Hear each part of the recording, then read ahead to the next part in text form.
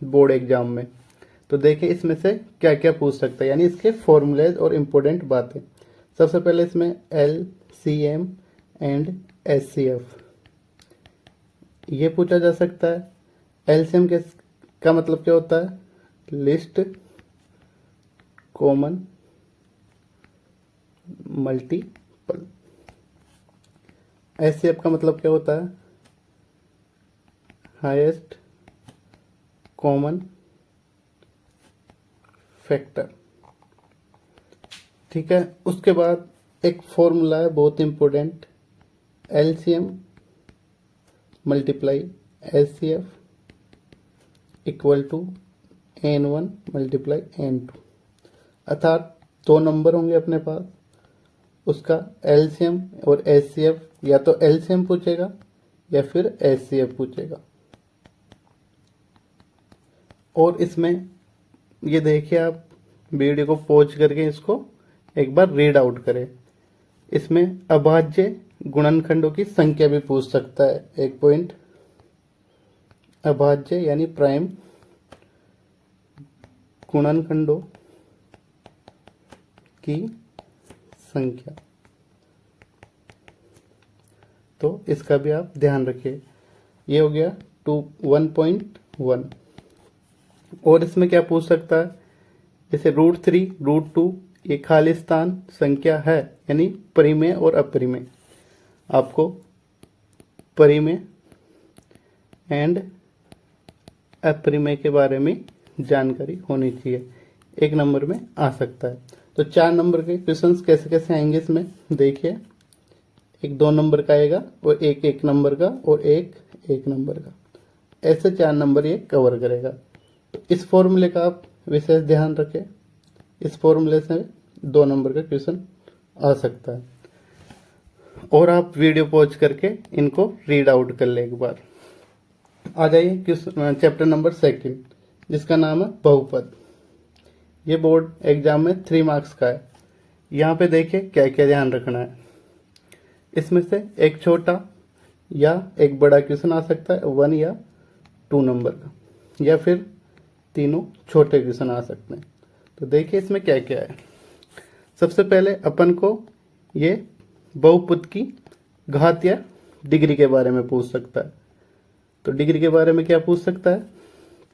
अपने पास एक बहुपद है, उसकी डिग्री पूछेगा। जैसे ये बहुपद है 2y² - 3y + 4, तो इसमें कितने डिग्री है? कितने डिग्री है? हाईएस्ट, तो यहाँ पे 2। ऐसे ये देखिए, यहाँ पे हाईएस्ट डिग्री क्या? 6, यहाँ पे -2, क्योंकि ये ऊपर जाएगा तो माइनस में। अब आ जाइए, डिग्री की बात कर लिया अपन ने, अब आते हैं लीनियर पॉलिनोमियल यानी बहुपद पे। तो देखो ये इसके कुछ एग्जाम्पल्स है, तो ये देख लेना। ये है रैखिक यानी लीनियर। रैखिक बहुपद किसको बोलते हैं? जिसकी पावर 1 हो, पावर 1 हो, उसको क्या बोलेंगे? रैखिक बहुपद। जिसकी पावर 2 हो, ऐसा बहुपद जिसकी पावर 2 हो, उसको क्या बोलेंगे? द्विघाती, क्योंकि 2 घात है, द्विघाती बहुपद। उसके बाद जिसकी पावर 3 हो, उसको क्या बोलेंगे? त्रिघाती बहुपद। इंपॉर्टेंट लिख लो, 1 नंबर का जरूर यहाँ से क्वेश्चन आएगा। आपको वीडियो फ्री में देखनी नहीं है, लाइक शेयर सब्सक्राइब जरूर करना है, जिससे अब मेरे को मोटिवेशन होगा और मैं ऐसे ही अच्छे वीडियो जो यूट्यूब पे अभी तक किसी ने नहीं डाला उनका सॉल्यूशन मैं आपको देता रहूँगा समय समय पे। तो ये देखो, ये तीनों डेफिनेशन का पता रखना। ऐसे 2.1 के ऐसे ग्राफ देके आपको 1 नंबर का क्वेश्चन पूछ सकता। तो देखिए यहाँ पे क्या चाहिए अपन को? y = fx, y = px, यानी ये y पे काट रहा है कि नहीं, यानी शून्यंक ज्ञात करना। तो देखो ये y पे काट रहा है क्या? नहीं, इसका मतलब 0 शून्यंक। ये देखिए ये x पे काट रहा है क्या? यस, यहाँ पे इसका 1 शून्यंक। ये 1 2 3 बार काट रहा है तो इसके 3 शून्यंक। ये 2 बार काट रहा है, इसके 2 शून्यंक। ये 1 2 3 4 तो इसके 4 शून्यंक। ये 1 2 3, इसका 3 शून्य। तो ये क्या है, एक्स एक्स, ये है वाई एक्स। तो एक्स एक्स को जितनी बार काटेंगे उतना ही शून्यांक होगा। जैसे ये एक्स एक्स को 2 बार काट रहा है तो इसका 2 शून्य। ऐसे क्वेश्चन आगे बढ़े। अपने पास देखो डिग्री के बारे में अपन ने पढ़ लिया। ये क्या है, a x square plus b x plus c क्या है, द्विघाती बहुपद है। इसमें से इसके शून्यांक क्या होंगे, शून्यांक अल्फा कोमा बीटा। तो अल्फा प्लस बीटा यानी इनका योग सम माइनस का बी अपॉन ए होता है। अल्फा और बीटा क्या होता है, सी अपॉन ए। तो देखो ए की वैल्यू ये रही, बी की वैल्यू ये रही, ए की वैल्यू ये रही। तो ऐसे सोल्व करते हैं। और देखिए इसमें क्या होता है, देखें शून्यांकों का योग alpha plus beta minus b upon a, x x का गुणांक। जैसे देखो यहाँ पे क्या है, बी क्या है, एक्स एक्स का गुणांक यानी एक्स से पहले है, इसका मतलब एक्स एक्स का गुणांक। ए क्या है, एक्स स्क्वायर का गुणांक। ये देखो एक्स स्क्वायर का गुणांक, गुणांक मतलब एक्स स्क्वायर का, एक्स स्क्वायर से जो आगे है। और इसमें ये 3 नंबर कवर करेगा। मैंने आपको इसका सार या निष्कर्ष बता दिया। अब आ जाओ चैप्टर नंबर 3। एग्जाम में 6 मार्क्स का ये, एक तो 4 नंबर का क्वेश्चन आएगा इसमें से फिक्स है, और 2 1 नंबर का आ सकता है, 1 नंबर, एक 3 का आ सकता है, एक अपने 2 का आ सकता है, और एक कैसे भी आ सकता है। तो देखो 1 नंबर का क्वेश्चन कैसे आ सकता है। इंपॉर्टेंट टेबल है, ध्यान रखें। जिससे अपने पास एक इक्वेशन है x minus y equal to 0, x minus 2y equal to 0। एक दूसरी इक्वेशन है 3x प्लस 4y माइनस का 20 इक्वल टू 0। तो यहाँ पे देखो ये किसकी वैल्यू है, x के साथ होगी वो a की वैल्यू, तो a1 लिख दो। ये किसकी होगी, a2 की। x के साथ होगी वो a1 a2 की वैल्यू होगी। y के साथ जो होगी b1 और b2 की वैल्यू होगी। c1 की वैल्यू कांस्टेंट होगी, ठीक है, c1 और c2 की वैल्यू। तो देखो यहाँ पे a1 a2 क्या है, 1 और 3, 1 और 3, b1 b2 c1 c2। तो अगर ये कंडीशन लगे a1 upon a2 not equal to b1 upon b2 यानी a1 और a2 इक्वल नहीं है, तो इसका मतलब उसका ग्राफीय रूप क्या होगा, वो प्रतिच्छेदित रेखा होगी, यानी ऐसे क्रॉस लाइन होगी, और उसका केवल एक ही सॉल्यूशन निकलेगा, यानी एक बार ही काटेगी। इसका मतलब इसका 1 सॉल्यूशन है। ऐसे देखिए a1 upon a2 equal b1 upon b2 equal c1 upon c2, यानी तीनों ही गुणांक या फिर वेरिएबल, तीनों ही गुणांक अगर बराबर हो तो अपन उसको कैसे करेंगे, तो वो होगा समपाती, यानी एक के ऊपर दूसरी लाइन, यानी एक लाइन है इसके ऊपर ही दूसरी लाइन, उसको बोलेंगे समपाती रेखा। और इसके अनेक हल होंगे क्योंकि ये जगह जगह पे कट कर रही है, यानी एक के ऊपर 2 है, इसका मतलब इसके अनेक हल होंगे। ऐसे ही इक्वेशन 3 देखिए a1 upon a2 b1 upon b2 but not equal to c1 upon c2।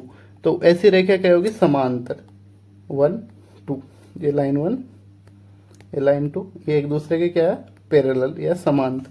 तो इसका कोई हल नहीं होगा। क्यों नहीं होगा, क्योंकि एक दूसरे को क्रॉस नहीं कर रही या कट नहीं कर रही। तो ये बहुत इंपॉर्टेंट टेबल है, इसको आप देख के जाइए, 1 नंबर का यहाँ से क्वेश्चन आ सकता है।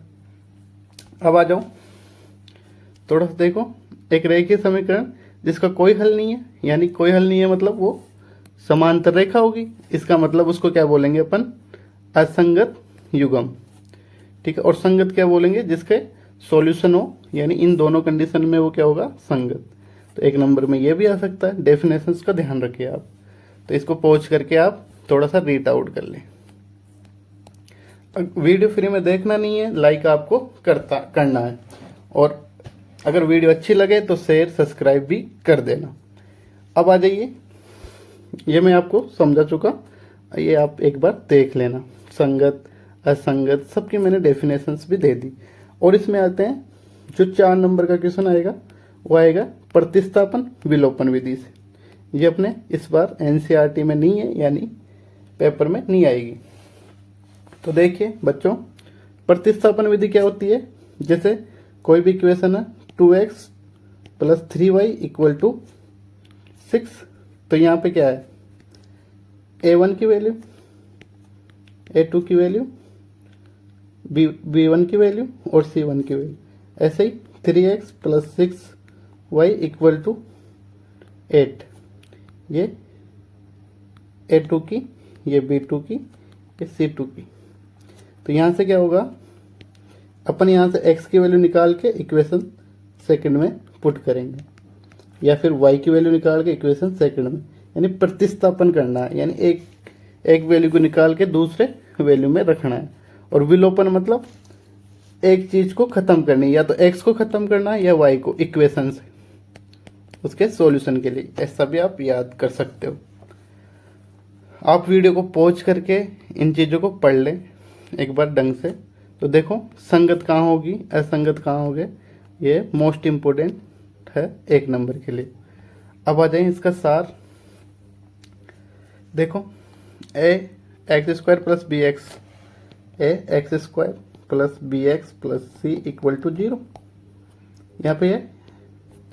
अब यहाँ पे एक आता श्रीधराचार्य सूत्र, ये फॉर्मूला इंपॉर्टेंट है, पिछले साल तो पूछा भी गया था, तो आप इसको याद कर लो। इसको बोलते हैं श्रीधराचार्य सूत्र, इसको पहुंच करके याद कर लो। D b square minus 4ac equal to क्या होता है, डी। ये भी बहुत इंपॉर्टेंट है, ये भी ध्यान रखना। तो देखिए इसके बारे में थोड़ी सी बात है। ये क्या है अपना द्विघाती समीकरण है। इसमें क्या है, जब बी स्क्वायर माइनस 4ac की वैल्यू बड़ी होती है, इसका मतलब होगा 2 भिन्न रूट होंगे, उसके मूल होंगे। अगर बी स्क्वायर माइनस 4ac की वैल्यू इक्वल है किसके, 0 के, तो 2 बराबर रूट होंगे, यानी 2 इक्वल रूट होंगे।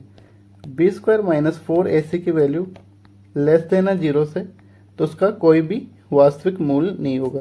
इंपॉर्टेंट है तीनों चारों बातें, तो आप इसको ध्यान रखना। आ जाए क्वेश्चन नंबर चैप्टर नंबर 5, जिसका नाम है एपी समांतर श्रेणी। समांतर श्रेणी ये बोर्ड एग्जाम में अपने, देखता हूं कितने नंबर का है। बोर्ड एग्जाम में ये अपना 5 नंबर का चैप्टर है। तो देखिए बहुत इंपॉर्टेंट है, 5 मार्क्स का चैप्टर है। एपी यानी समांतर श्रेणी। एक समांतर श्रेणी संख्या की ऐसी सूची है जिसमें प्रत्येक पद यानी फर्स्ट पद a1 या फिर a के अतिरिक्त अपने से ठीक पहले पद में एक निश्चित d जोड़कर, यानी सार्व अंतर, d क्या है यहाँ पे, सार्व अंतर, यानी सभी का अंतर समान हो, ठीक है, तो उसको सार्व अंतर बोलते हैं। जैसे एक एग्जांपल देखें, 3, 6, 9, 12। देखो a1 क्या है यहाँ पे 3, a2 क्या है यहाँ पे 6, a3 क्या है यहाँ पे 9। ऐसे ही d का भी निकालना, अपन को क्या करेंगे, a2 माइनस a1। a2 की वैल्यू क्या है 6, a1 की वैल्यू क्या है 3, तो d की वैल्यू आ गई 3, यानी सार्व अंतर। सभी में क्या अंतर, समान है, अंतर क्या है, समान, इसी को सार्व अंतर बोलते हैं। a की वैल्यू क्या होगी, फर्स्ट टर्म पहला पद, d की वैल्यू क्या होगी, सभी का अंतर, या d इक्वल टू 3 है। और ये कितने पद है, n पद है। तो देखिए ये आप इसकी डेफिनेशन पढ़ के पहुंच करके पढ़ सकते हैं। nवें पद के लिए एक व्यापक समीकरण का रूप है, जैसे n equal to a plus n minus one d. A के बारे में बता दिया, डी के बारे में बता दिया। एन क्या है? पदों की संख्या। ऐसे देखिए,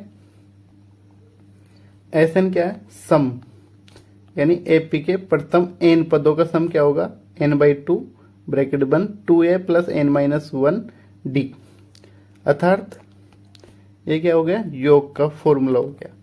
उसके बाद ये फॉर्मूला है एस बराबर n by two a plus n, जैसे S n n by two a plus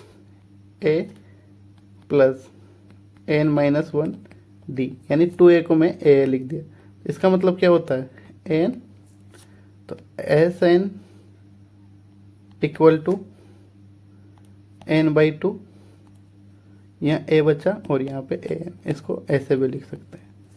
और एक जैसे बीच का पद निकालना हो, ए बी सी, एक क्या समांतर श्रेणी एपी है, तो अब कभी भी आपको बी निकालना हो तो यानी ए प्लस सी, यानी इसका और इसका सम करके 2 से डिवाइड कर दो तो आपको बीच वाला पद मिल जाएगा। जैसे अपने चैप्टर में क्वेश्चन तो ऐसे, ये 5 होगा, ये 9 होगा, तो ये निकालना हो कभी आपको तो क्या निकालेंगे? 5 प्लस 9 बाई 2, यानी 14 बाई 2, यानी 7, ये 7 ऐसे भी निकाल सकते। वीडियो को लाइक शेयर सब्सक्राइब जरूर करें अगर अच्छा लग रहा है तो। यूट्यूब पे आज तक किसी ने एक साथ 5 चैप्टर का सॉल्यूशन या फिर फॉर्मूले नहीं बताए। तो देखिए एपी क्या होती है, आप इसकी परिभाषा देख सकते हो। और ये सारों अंतर हमेशा पॉजिटिव, नेगेटिव और शून्य कुछ भी हो सकता है। सारों अंतर मोस्ट इंपॉर्टेंट बात है, 1 नंबर में आ सकती है। पॉजिटिव भी हो सकता है, नेगेटिव भी हो सकता है और 0 भी हो सकता है, शून्य भी हो सकता है। ऐसे ही आप वीडियो को लाइक शेयर सब्सक्राइब करें। Thank you so much. Video free में देखना नहीं है। Thank you for watching. Hello, welcome back to Black Board Education. आज अपन क्लास 10 की जो अपन ने सीरीज चलाई थी संपूर्ण निचोड़, उसका सेकंड पार्ट देखेंगे। और चैप्टर नंबर 6, 7, 8, 9 और 10 के संपूर्ण फॉर्मूले और जो इम्पोर्टेंट पॉइंट है उस पर डिस्कस करेंगे। आपने जैसे ही सीरीज फर्स्ट को जितना प्यार दिया उतना ही मैं उम्मीद करता हूँ ये भी आपको पसंद आएगी। तो देखिए अपन चैप्टर नंबर 7 से आगे बढ़ते हैं, 6 को अपन लास्ट में देखेंगे। तो आ जाइए कुछ महत्वपूर्ण बातें चैप्टर 7 के बारे में। तो सबसे पहले चैप्टर का नाम क्या है? निर्देशांक ज्यामिति। इसका मतलब ये बोर्ड एग्जाम में 6 मार्क का है। कितने नंबर का है? 6 नंबर का। तो इसमें सबसे इम्पोर्टेंट बात क्या है? निर्देशांक, यानी निर्देशांक होते क्या है? ये अपना क्या है? वाई एक्सेस, ये अपना क्या है? एक्स एक्सेस, एक्स और वाई। तो एक्स कॉमा वाई को ही क्या बोलेंगे? निर्देशांक। और यहाँ पे जो पॉइंट होगा 0,0, इसको बोलेंगे मूल बिंदु। क्या बोलेंगे? मूल बिंदु। इंपॉर्टेंट है, 1 नंबर में पूछ सकते हैं मूल बिंदु का निर्देशांक क्या होता है। तो आप क्या बोलोगे? 0,0, अर्थात x की वैल्यू भी 0 और y की वैल्यू भी 0। अब आ जाइए कुछ इंपॉर्टेंट पॉइंट। किसी बिंदु के y x से दूरी, यानी y x से दूरी को क्या बोलेंगे? x x, यानी y x से कभी भी आपको दूरी पूछेगा तो आप क्या किसकी वैल्यू बताओगे? x x की। x x को अपन क्या बोलते हैं? भुज। x x को अपन भुज बोलते हैं। 1 नंबर के क्वेश्चन में सीधा सा पूछ लेगा एक्स एक्स को और किस नाम से जाना जाता है, तो आप बोलोगे भुज। ऐसे ही वाई एक्स को क्या जाना जाता है? किस नाम से? वाई एक्स को कोटि के नाम से जाना जाता है। तो इसके लिए किसी बिंदु की एक्स एक्स से दूरी, यानी जब वाई एक्स की मैं बात करूंगा, वाई एक्स की यानी वाई निर्देशांक की बात करूंगा, वो एक्स एक्स से दूरी होगी। इसी के साथ एक्स एक्स पे स्थित कोई बिंदु के निर्देशांक, जो यानी एक्स एक्स पे कोई बिंदु है तो उसके निर्देशांक होंगे x, 0। ऐसे ही कोई एक्स पे निर्देशांक स्थित है उसका होगा 0,y। तो ये आपकी थ्योरी हो गई। इसके साथ ही ये बहुत इंपॉर्टेंट पॉइंट है, इसमें से आपको 1 मार्क्स का पक्का 100% मिलेगा क्वेश्चन देखने के लिए। और अब आते हैं दूरी फॉर्मूला। अपने पास कोई P पॉइंट है और कोई Q पॉइंट है, P, Q। ये क्या अपने पास 2 पॉइंट है, इसके निर्देशांक x1 y1 x2 y2 है। देन उसके पास दूरी यानी यहां से लेके यहां तक की दूरी को क्या बोलेंगे, d। तो उसका फॉर्मूला क्या है, x2 माइनस x1 यानी इसमें से इसको माइनस करके इसका whole square plus y2 minus y1 का होल स्क्वायर पे रूट। तो ये हो गया डिस्टेंस फॉर्मूला, यानी दो निर्देशांकों के बीच की दूरी का फॉर्मूला क्या होगा अपने पास, जो ये रहा। ऐसे आ जाओ आगे। अगर ये निर्देशांक P, Q एक्स एक्स से या फिर मूल बिंदु से गुजरे, या तो ये एक्स एक्स से गुजरेगा या फिर वाई एक्स से गुजर सकता है या फिर मूल बिंदु से गुजर सकता है। तो मूल बिंदु से जब गुजरेगा तो इसके लिए डिस्टेंस फॉर्मूला हो जाएगा x square plus y square पे रूट। तो ये भी इंपॉर्टेंट पॉइंट है, 1 मार्क्स का आ सकता है ये भी। उसके बाद अपन सेकंड देखेंगे विभाजन सूत्र, सेक्शन फॉर्मूला। तो वो क्या होता है, जैसे यहाँ पे एक बिंदु है P और यहाँ पे दूसरा बिंदु है Q। इसको M1, M2 कोई A बिंदु से डिवाइड कर देता है यानी विभाजित कर देता है। तो यहाँ तक की दूरी, देन उसके बाद यहाँ तक की दूरी, उसके लिए ये फॉर्मूला होगा M1 x2 M2 x1 upon M1 M2। ये हो गया एक्स एक्स के लिए और ये हो गया वाई एक्स के लिए। Get it. तो x x equal to this, y x equal to this. तो यहाँ पे आप वीडियो को पॉज करके भी देख सकते हो। यानी पी बिंदु के निर्देशांक क्या होंगे जब वो ए कोमा बी को जोड़ने वाली रेखाखंड के बीच M1 और M2 अनुपात में विभाजित करता हो। तो उसके लिए ये हो गया फॉर्मूला आपका। ऐसे ही एक पॉइंट ये रहा, एक ये रहा, ए और बी बिंदु है, इसके मध्य बिंदु के निर्देशांक का भी पूछा है। इसका x1 y1, इसका निर्देशांक x2 y2। तो मध्य बिंदु का यानी x1 प्लस x2 का आधा, x1 प्लस x2 अपॉन 2। ऐसे ही y1 प्लस y2 अपॉन 2। तो ये भी इंपॉर्टेंट पॉइंट है। एक्चुअली ये सारा एनसीईआरटी का निचोड़ है अपने पास, इससे बाहर एनसीईआरटी में भी कुछ नहीं है। तो ये क्लास आपके लिए बहुत ही महत्वपूर्ण होने वाली है। तो प्लीज़ इसको बहुत ही ध्यान से और अपने नोटबुक लेके साथ बैठे और उसमें नोट करते रहिए। क्लास आपको फ्री में देखनी नहीं है, लाइक शेयर सब्सक्राइब आपको करना है। अब आ जाओ चैप्टर नंबर 8 ट्रिगो। ये 8 मार्क्स के है बोर्ड एग्जाम में। और देखें संपूर्ण निचोड़ देखते हैं इसके बाद।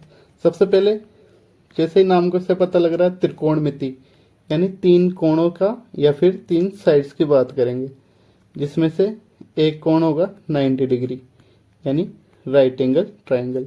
तो त्रिकोणमिति में कौन सा त्रिभुज चलेगा अपने, समकोण त्रिभुज। कौन सा त्रिभुज, समकोण त्रिभुज। समकोण त्रिभुज किससे बोलते हैं, जिसका एक कोण क्या हो 90 डिग्री। तो 90 डिग्री के सामने वाले भुजा को अपन बोलेंगे कर्ण। एक बात ध्यान रखें, 90 डिग्री के सामने वाले भुजा को अपन बोलेंगे कर्ण, जो कि फिक्स होता है। और बेस यानी आधार और लंब, जो आधार पे 90 डिग्री का कोण बनाए उसको लंब बोलेंगे। तो इसको लंब हो गया, ये आधार हो गया। जब थीटा यहाँ पे हो, अब थीटा जिस चीज के साथ लग रहा है वो बदलता रहता है। जैसे अगर मैं थीटा यहाँ ले लूंगा, इसका मतलब ये आधार हो जाएगा अब, और ये हो जाएगा लंब। अगर मैं थीटा यहाँ ले लूंगा तो ये आधार हो जाएगा, ये लंब। तो आपने जैसे थ्योरी की क्लास में वहां पढ़ा होगा, तो वहां मैंने अच्छे से बता रखा है। यहाँ पे ओनली ब्रीफ में इसकी जानकारी है। अब आ जाइए त्रिकोणमितीय अनुपात। तो सबसे पहले मैं इसको छोटा कर देता हूं। तो देखिए अपने पास सबसे पहले आता है sine theta, then cos theta, tan theta, cot theta, sec theta और कोसेक थीटा। ये अपने पास 6 त्रिकोणमिति के अनुपात है, 3, 4, 5, 6, यानी sine theta, cos theta, tan theta, cot theta, sec theta और कोसेक थीटा। अब इनका देखो, ये अपना क्या है, राइट एंगल ट्राइंगल। इसको मैंने अभी क्या बताया था, 90 डिग्री के सामने में से क्या होगा, कर्ण। ये क्या होगा, लंब, ये आधार, ये थीटा। साइन थीटा बराबर क्या होता है, जैसे एल ए एल, लाल बटा कक्का। ये एक ट्रिक है याद करने की। तो देखो ये क्या है, साइन थीटा। तो साइन थीटा की वैल्यू क्या हो जाएगी, लंब बटे कर्ण, यानी लंब बटे कर्ण। ये क्या हो गया, साइन थीटा हो गया। ऐसे ही आधार बटे कर्ण क्या हो जाएगा, कोस थीटा हो जाएगा। टेन थीटा क्या हो जाएगा, लंब बटे आधार। अब ये बेसिक तो आपको 3 ही याद करने हैं और सब इनके उल्टे हैं। देखो 10 के पड़ोसी कौन है, यानी 10 का पास में कौन है, कोट। तो कोट क्या हो जाएगा, आधार बटे लंब, यानी जस्ट इसका उल्टा। क्या हो जाएगा, इसका उल्टा। सेक किसके साथ हो जाएगा, देखो इससे 2 को 5 के साथ जोड़ देते हैं, कर्ण बटे आधार। और लास्ट को लास्ट वाले के साथ, यानी कर्ण बटे लंब।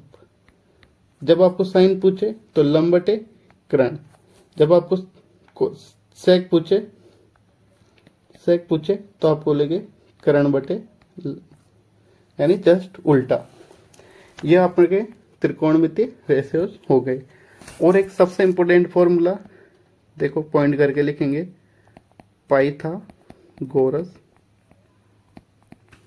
प्रमेय, यानी कर्ण का स्क्वायर आधार के स्क्वायर प्लस लंब के स्क्वायर के बराबर होती है। यानी कर्ण का स्क्वायर बराबर आधार के स्क्वायर प्लस लंब का स्क्वायर। ये इंपॉर्टेंट प्रमेय है, ये इंपॉर्टेंट प्रमेय।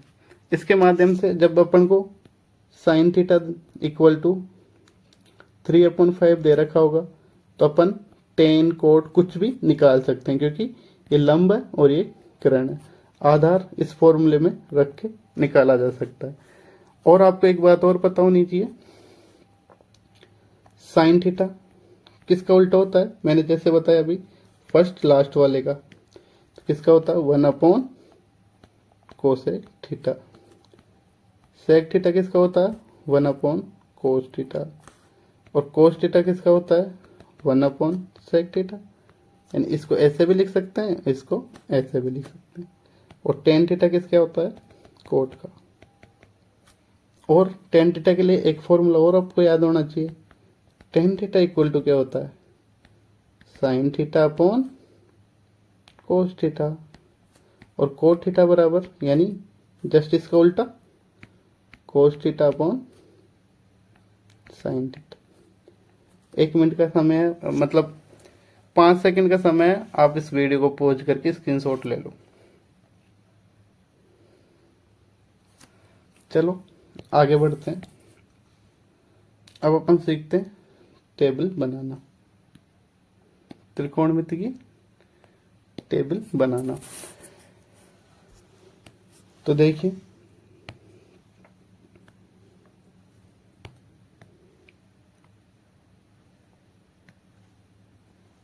सबसे पहले अपने पास क्या होगा, एंगल्स होंगे, साइन थीटा,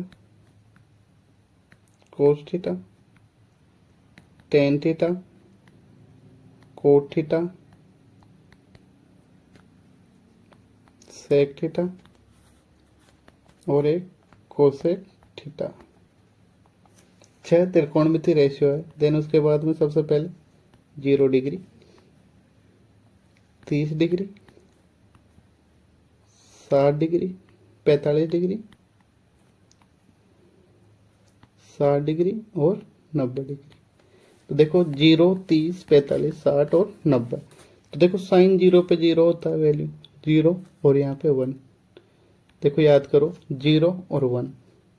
0 के बाद में क्या आता है, आधा। आधा ऐसे लिखते हैं, इसको 1/2 भी बोल लो या फिर आधा, जैसे मैं इसको आधे के हिसाब से याद रखता हूँ।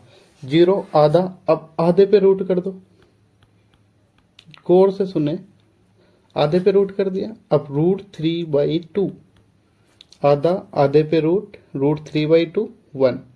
फिर से याद करो 0 आधा आधे पे √3/2 1।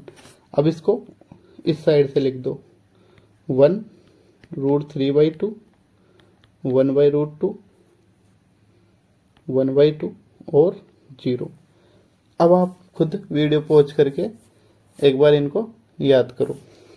0 आधा आधे पे √3/2 1, इसको उल्टा लिख दिया। अब आपको पता है tan थीटा बराबर क्या होता है, sin थीटा बटा cos थीटा। अब देखो साइन की वैल्यू 0 है, cos की वैल्यू 1 है, तो 0 में 1 का भाग देंगे तो 0।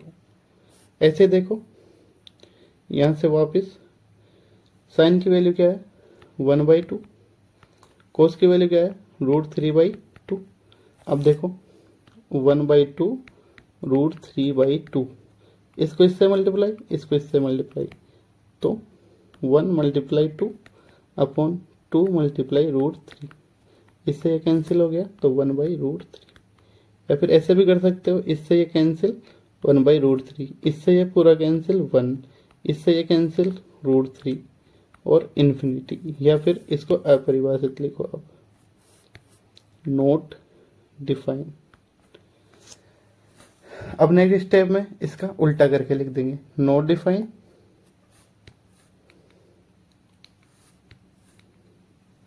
देन उसके बाद क्या लिखेंगे √3 1 1/√3 और 0। अब क्या होता है, सेक किसका उल्टा होता है, कोस का, तो इसका उल्टा करके लिख दो, 1 का उल्टा 1 2 √3 √2 2 और in not define, not define. फिर इसका उल्टा कर दो, नॉट डिफाइन 2 √2 2 अपॉन √3 और 1। या फिर इसका भी उल्टा करके लिख सकते हैं। इसका उल्टा क्या होता है 0 का, नॉट डिफाइन, 1/2 का 2, 1/√2 का √2, √3/2 का 2 √3 1 अपॉन। तो ये आपकी टेबल भी याद हो गई अब आपको। अब जैसे टेबल को कैसे यूज करेंगे, जैसे मैंने पूछा tan 60 की वैल्यू, तो आपने क्या देखा, tan ये रहा और 60 ये रहा, इस लाइन में tan 60 ये रहा, तो √3। मैंने पूछा cot 60 की वैल्यू, तो आपने देखा cot ये रहा 60 ये रहा, ये 1/√3। तो ऐसे याद करेंगे। अब आ जाइए और भी महत्वपूर्ण चीजें या बातें। देखो ये आपको मैंने बता ही दिया, साइन या कोस का मान कभी भी 1 से अधिक नहीं होगा। देखा आपने 0 से 1 के बीच में होता है, जबकि सेक और कोसेक का मान सदैव 1 से अधिक होगा। देखो सेक ये रहा और कोसेक ये रहा, यानी 1 से बड़ा जा रहा हमेशा। देखो 1 से बड़ा जा रहा है और बहुत वैल्यू जा रही है नॉट डिफाइंड तक। फिर इसकी देखो, तो ये दोनों पॉइंट भी याद रखना, ये तो मोस्ट इंपोर्टेंट पॉइंट।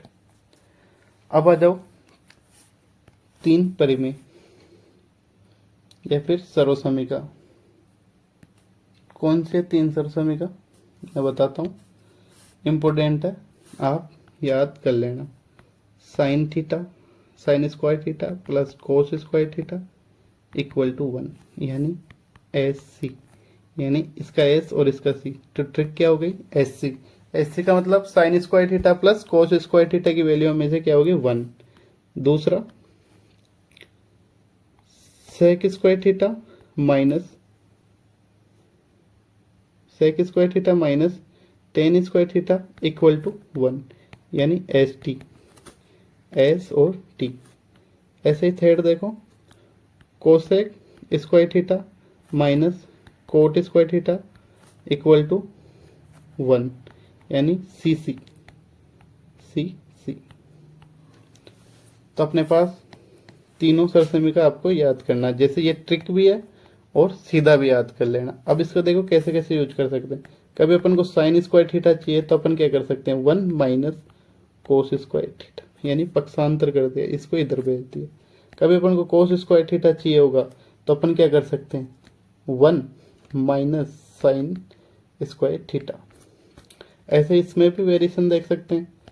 सेक स्क्वायर थीटा चाहिए कभी तो 1 माइनस इधर जाके क्या हो जाएगा, प्लस टेन स्क्वायर थीटा। कभी अपन को टेन स्क्वायर थीटा देखना हो तो सेक स्क्वायर थीटा माइनस का 1।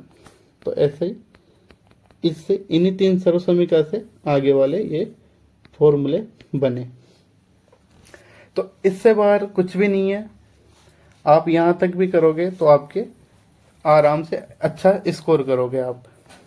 अब आ जाते हैं और भी कुछ अच्छी बात है इसमें।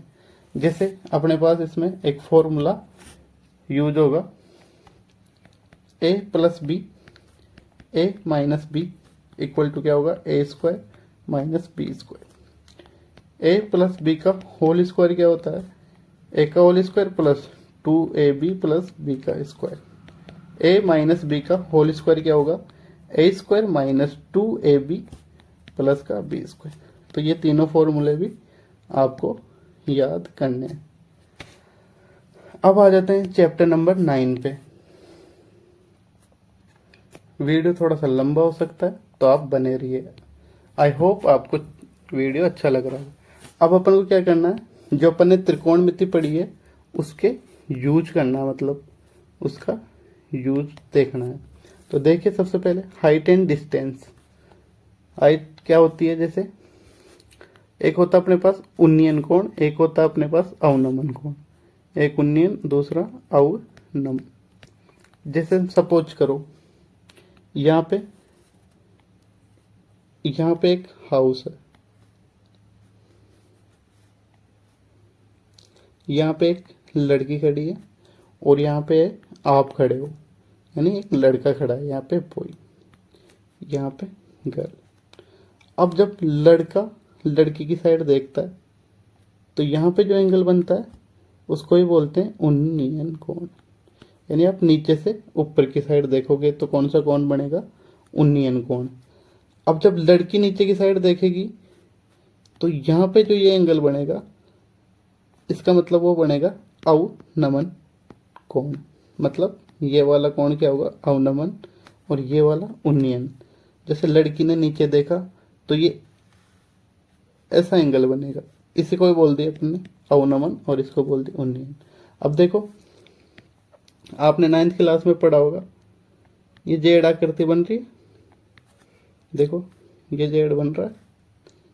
तो वहां पे आपने जेड आकृति यानी जेड आकृति बनती है तो ये अगर थीटा कोण है तो ये भी थीटा कोण होगा। यानी उन्नयन और अवनमन कोण आपस में क्या हो गए, बराबर।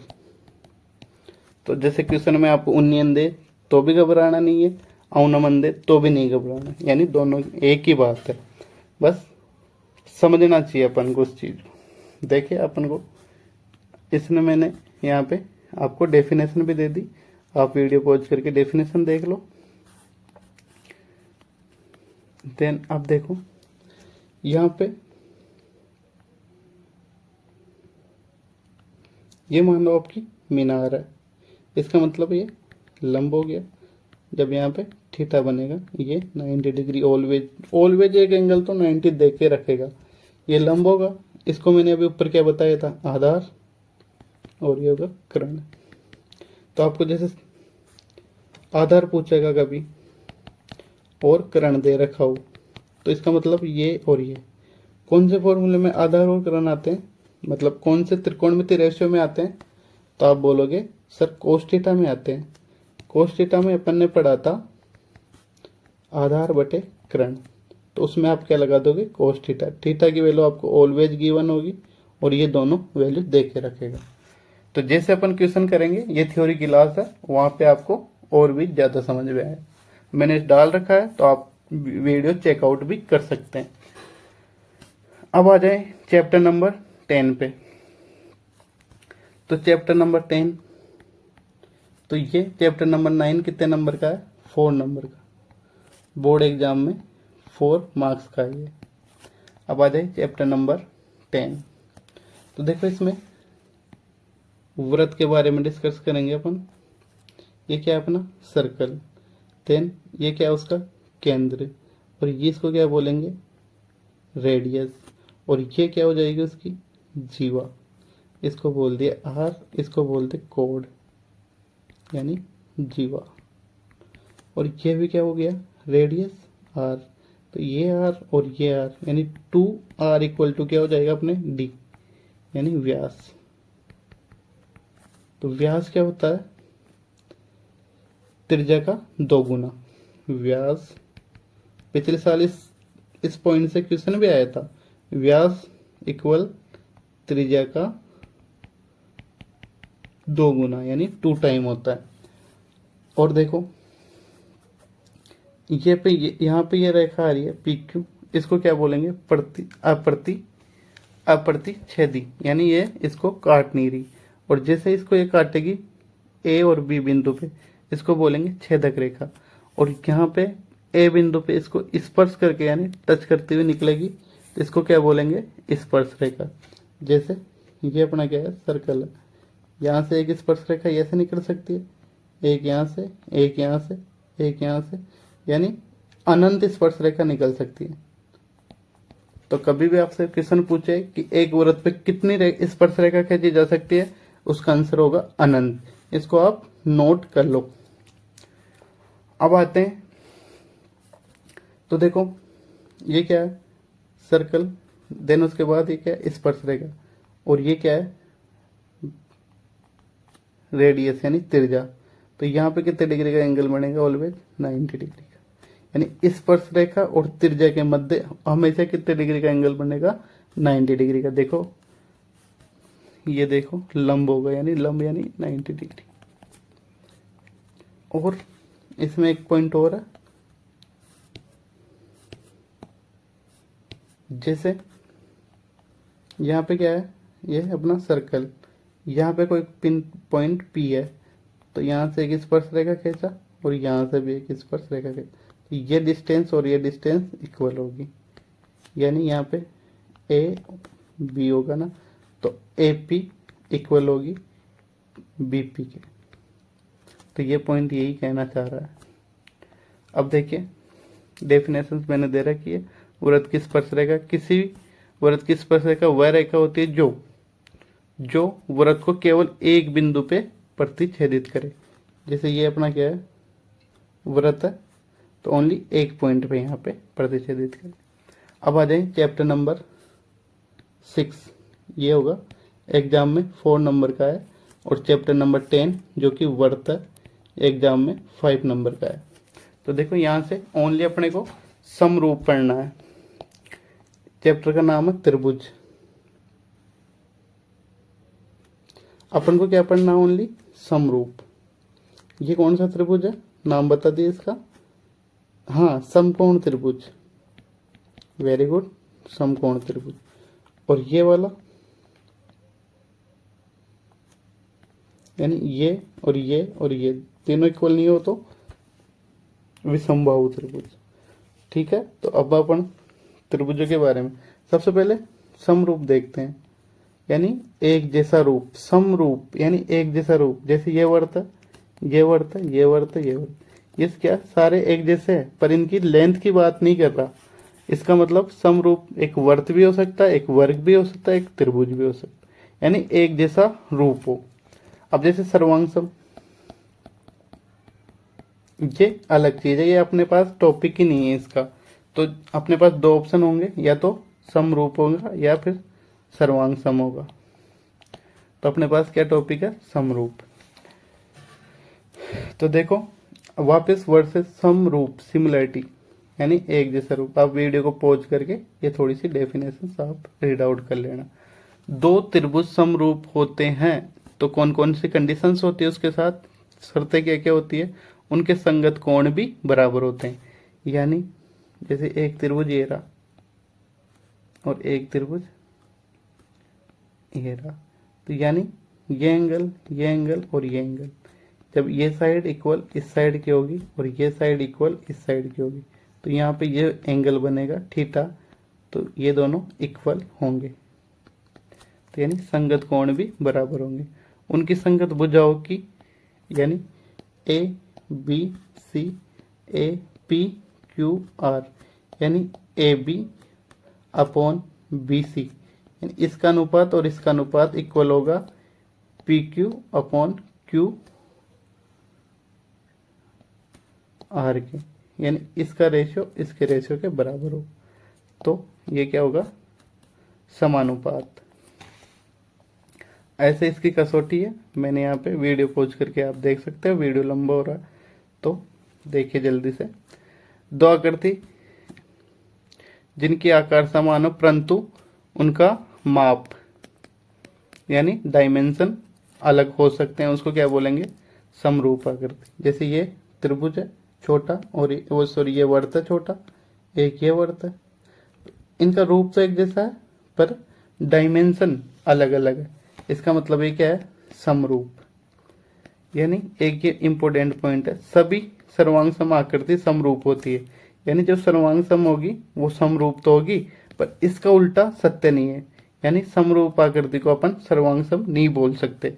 ऐसे ही आप इनको वीडियो को पॉज करके ये सारी लाइंस एकदम नोट आउट कर लो, और ये इंपॉर्टेंट पॉइंट है सारे। वीडियो लॉन्ग हो जाएगा, इसका मतलब मैं आशा करता हूँ कि आप ये सारी चीज़ें देख लोगे। Thank you. अगर वीडियो अच्छा लगे तो लाइक करें, शेयर करें, सब्सक्राइब करें। ऐसे ही वैल्यूएबल कंटेंट के लिए बने रहिए ब्लैक बोर्ड एजुकेशन के साथ। धन्यवाद।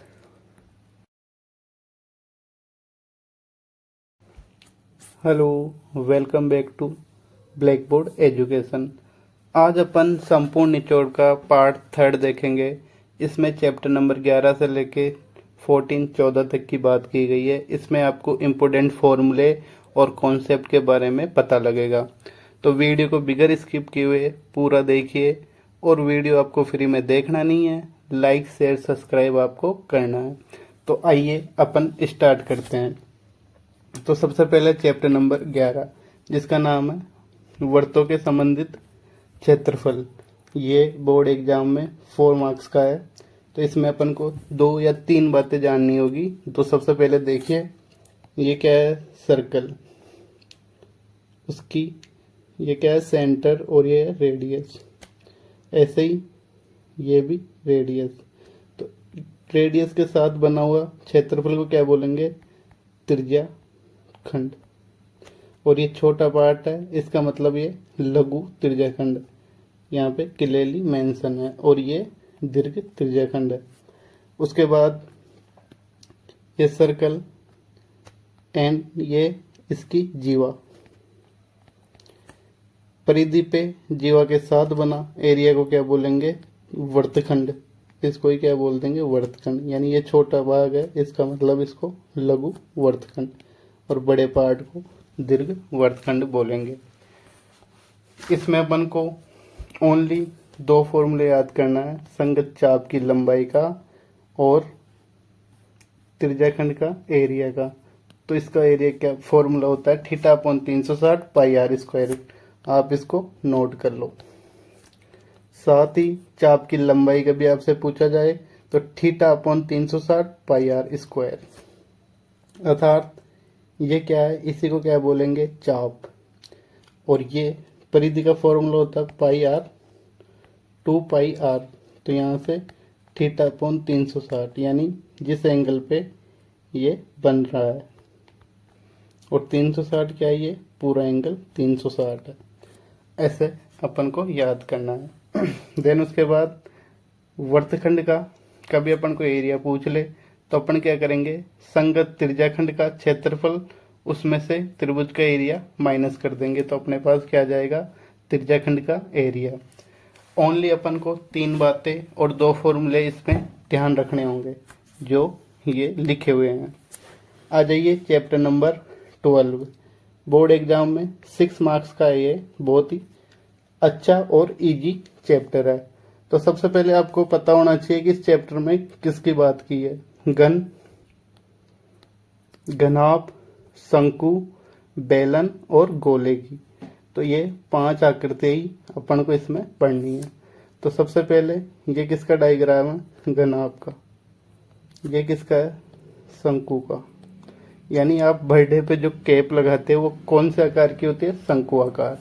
ऐसे ही ये क्या है, बेलन, और ये क्या है, गोला। ओनली अपन को 5 ही फिंगर्स के बारे में यहाँ पे पढ़ना है। तो सबसे पहले क्यूबॉइड किससे बनता होगा, आयत से। तो आयत का फॉर्मूला क्या होता है, लंबाई प्लस चौड़ाई। ये क्या होता है, एरिया आयत का।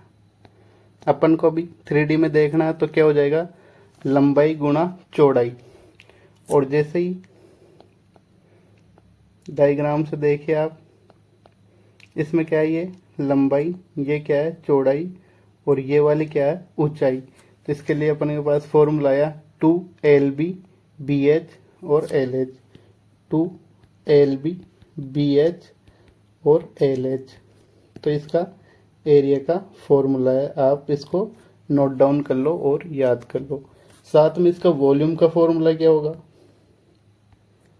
लंबाई मल्टीप्लाई चौड़ाई मल्टीप्लाई ऊंचाई। LBH इसका क्या होगा, वॉल्यूम का फॉर्मूला होगा। ये सारी आपको वैल्यूज दे के रखेगा, लंबाई चौड़ाई और ऊंचाई की, और वॉल्यूम पूछ लेगा, या कभी आपको वॉल्यूम दे के रखेगा और लंबाई पूछ लेगा। तो आपको ध्यान रखना। देन उसके बाद आपके पास आता है क्यूब। किससे बना होगा, स्क्वायर या वर्ग से। कितने वर्ग, 6 वर्ग।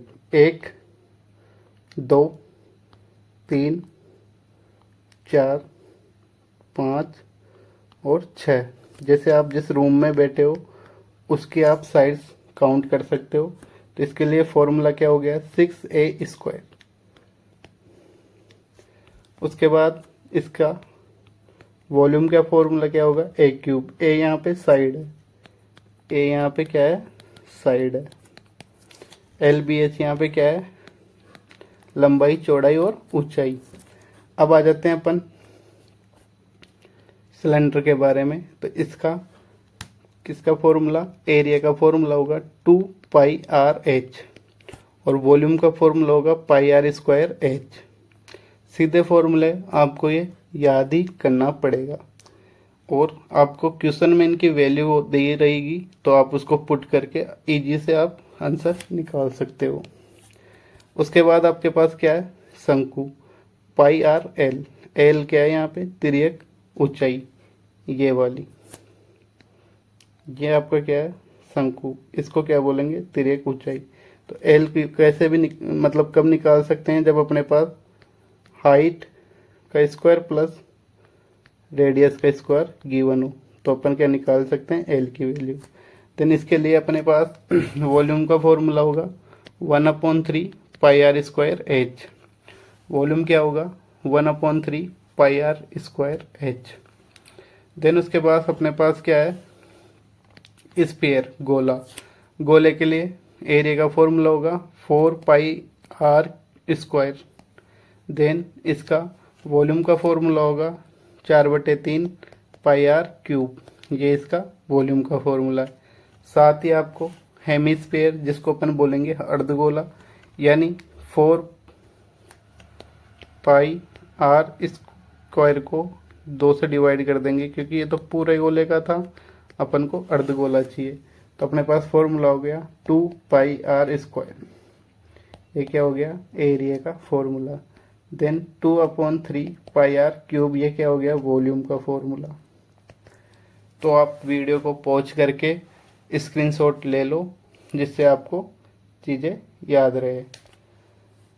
उसके बाद आते हैं अपन चैप्टर नंबर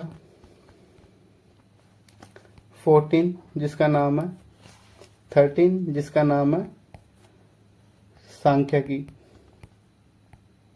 यानी ये चैप्टर बोर्ड एग्जाम में 11 मार्क्स का है। बहुत ही इम्पोर्टेंट टॉपिक है और चैप्टर है, और बहुत ही इजी है। इसमें सबसे पहले अपन को माध्य निकालना होगा।